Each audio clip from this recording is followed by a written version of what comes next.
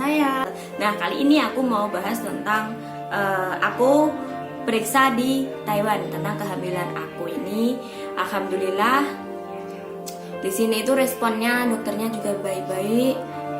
Kemarin itu aku dibawain buku ini, Ibu dan Anak. Ini ada bahasa Mandarin dan juga bahasa Indonesia, 2 buku.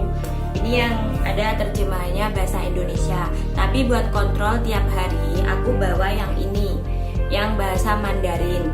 Kalau yang bahasa Indonesia dan Mandarin ini buat aku di rumah baca-baca informasi tentang seputar kehamilan. Tentang seputar kehamilan aku, karena aku ini adalah yang pertama kali, jadi aku butuh kayak paduan tentang kehamilan. Nah, awalnya aku bilang aku hamil, terus sama dokter dilihat di USG. Waktu itu karena usia masih kecil, jadi USG-nya transvaginal, jadi supaya lebih kelihatan, lebih jelas. Dan alhamdulillah hasilnya udah ada detak jantungnya, udah saat itu usia kandungan berapa ya? Aku lupa.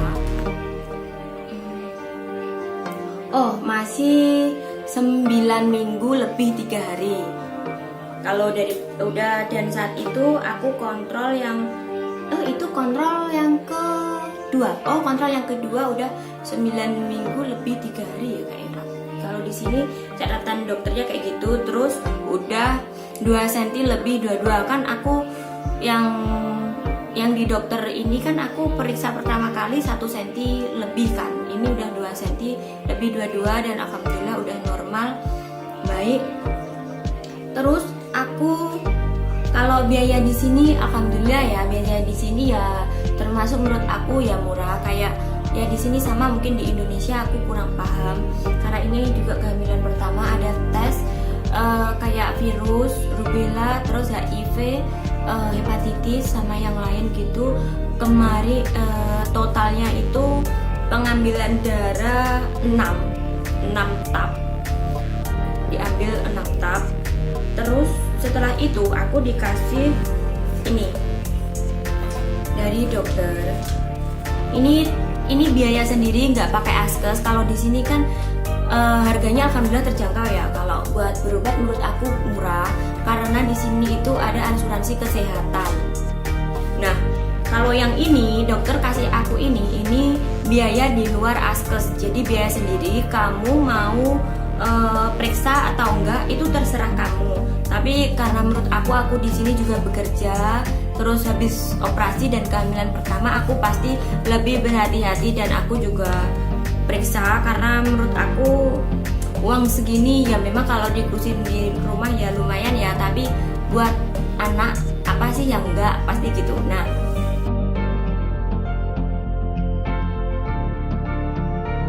kalau yang ini untuk mendeteksi janin kamu itu bermasalah enggak, terus ada virus enggak, kayak gitu. Kehamilan pertama ini 8 minggu sampai 13 minggu. Terus yang kedua ada lagi, terus ini kamu mau periksa yang 8 minggu sampai 13 minggu plus 6 minggu. Di atasnya ini untuk mendeteksi bahwa ada sindrom apa sih kemarin, kayak sindrom bawaan ibu, mungkin kadang stres kayak ini itu gitu. Mungkin banyak juga ya yang kayak gini, hamilan pertama ada sindrom kelainan yang nggak baik gitu. Terus ini aku kemarin cek harganya 2.500 NT. Nah, terus aku cek lagi di usia kandungan 15 sampai 18 minggu.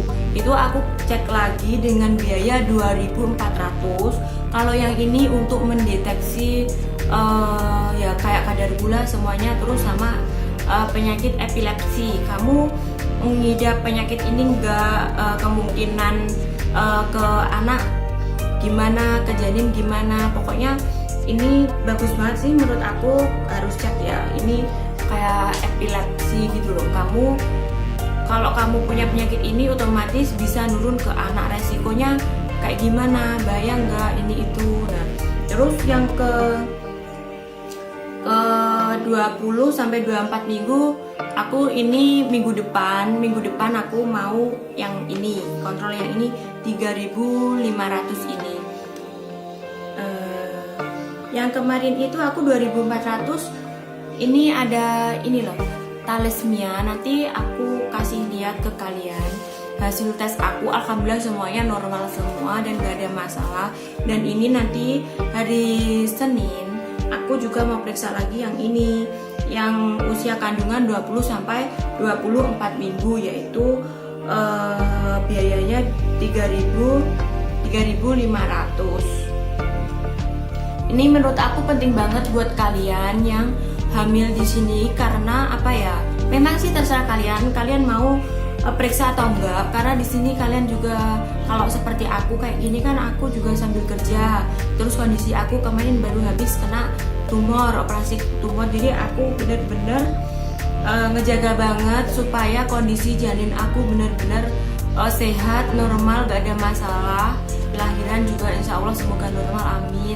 Dan buat kalian yang sekiranya hamil di sini, kalian harus benar-benar jaga kondisi kalian dan juga kasih tahu sama majikan kalian bagaimana kalian sekarang kondisi hamil, apakah masih boleh bekerja atau harus pulang, dan juga kalian harus tahu kondisi kalian bagaimana yang terbaik buat kalian dan juga janin dan juga majikan.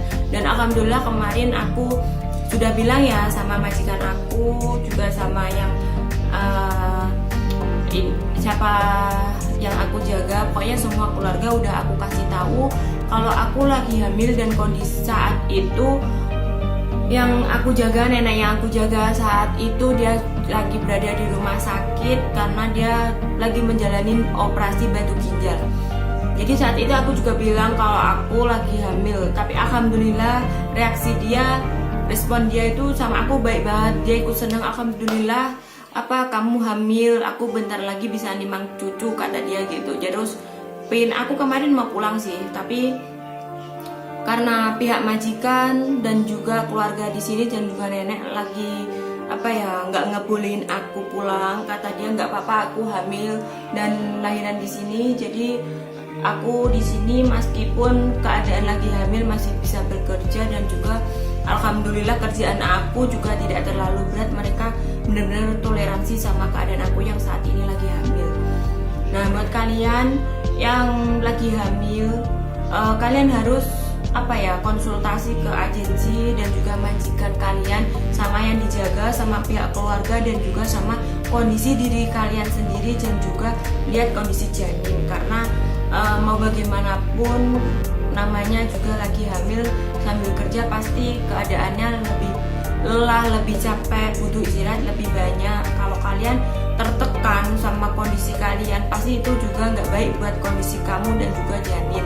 Dan juga jangan lupa untuk sering periksa ke dokter. Kalau trimester pertama mungkin 2 minggu sekali atau 3 minggu sekali untuk melihat bagaimana perkembangan janin kalian. Tapi kalau udah masuk trimester kedua, kayaknya aku kemarin cuma 1 bulan sekali.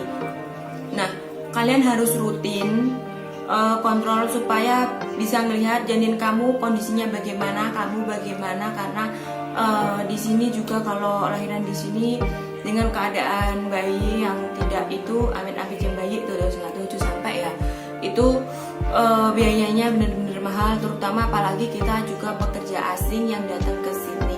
Tujuan kita juga mencari uang ya. Tapi jika memang kalian rutin kontrol masalah kehamilan kalian ke dokter, hasilnya nggak apa-apa, baik, pihak majikan ngedukung, respon positif, semuanya positif, insya Allah semuanya berjalan lancar. Pokoknya jangan memaksakan diri kalau kalian memang nggak bisa. Ini informasi yang aku kasih buat kalian, semoga membantu.